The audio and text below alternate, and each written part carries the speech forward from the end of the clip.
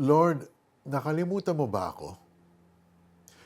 Isa-isa nang natutupad ang panalangin ng mga kaibigan at kakilala mo.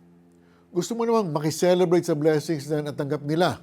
Pero ang totoo, half-hearted ka dahil may kirot sa puso. Napapatanong ka ng, Lord, nagsaserve naman ako sa iyo. Sinusunod ko naman ang mga salita mo, pero yung prayer ko, wala pa ring sagot. Lord, nakalimutan mo na ba ako? The good news is that God has not forgotten you. Sa Bible, kapag may nabasa tayong God remembered, hindi ibig sabihin nito ay nakakalimot ang Diyos o naging distracted siya o nabusy sa kakasagot ng prayers ng iba. Kilala ng Diyos ang lahat niyang nilikha. Hindi siya tulad ng tao na makakalimutin at wala siyang paborito. God remembered means He is bringing a promise for him to act on it because He is faithful. Hindi nakadepende sa mabuting gawa natin ang faithfulness ni God. Kaya naman, God remembered these people and showed His faithfulness to them.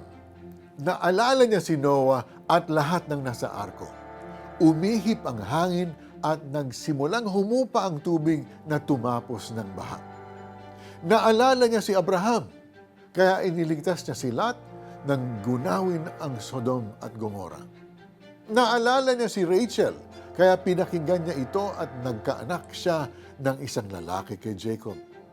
Naalala niya si Hannah na nagbuntis matapos sipingan ng asawang si Elkanah at lumaki ang bata bilang si Propetang Samuel.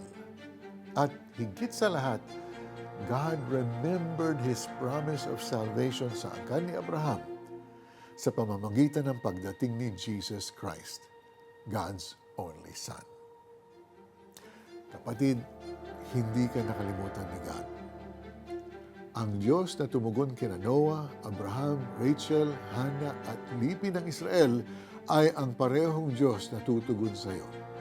Even if it seems like He is taking time to fulfill His promise, makakaasa ka na in His time, God will remember. Let's pray. Lord, salamat sa paalala na hindi ninyo ako nakalimutan. Alisin po ninyo ang tampo o inggit sa aking puso at makisaya sa answered prayer ng iba. Tulungan ninyo ako magtiwala at maghintay sa katuparan ng inyong pangako sa akin. In Jesus' name I pray. Amen.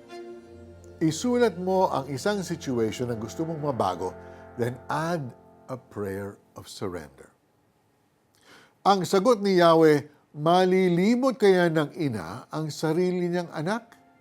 Hindi kaya niya mahalin ang sanggol niyang iniluwal? Kung meron mang inang lumilimot sa kanyang anak, hindi ko kayo kakalimutan kahit sandali. Isaiah 49, verse 15. I'm Mari Kaimo. We'll see you next time. God bless you.